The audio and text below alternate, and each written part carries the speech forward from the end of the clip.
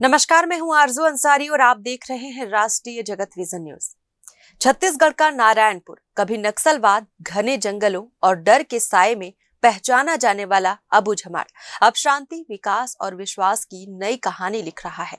वर्षों तक नक्सल प्रभावित क्षेत्र के रूप में चर्चित रहे इस इलाके की छवि बदलने में अबूझमाड़ पीस हाफ मैराथन मील का पत्थर साबित हुआ है।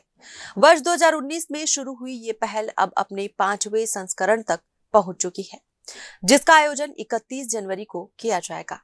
नक्सल प्रभाव खत्म करने के लिए पुलिस ने समय समय पर अभियान चलाए, लेकिन इसके बावजूद लंबे समय तक अबूझमाड़ की पहचान एक पिछड़े और असुरक्षित क्षेत्र के रूप में बनी रही।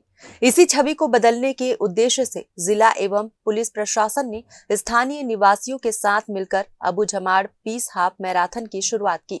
इसका मूल उद्देश्य स्पष्ट था, अबूझमाड़ को आतंक नहीं बल्कि शांति, सौहार्द और खुशहाली के प्रतीक के रूप में देश दुनिया के सामने प्रस्तुत करना। फिलहाल इस खबर में बस इतना ही। देश प्रदेश की खबरों से अपडेटेड रहने के लिए हमारे चैनल को सब्सक्राइब करें और नए खबरों के नोटिफिकेशन के लिए बेल आइकॉन जरूर दबाएं। नमस्कार।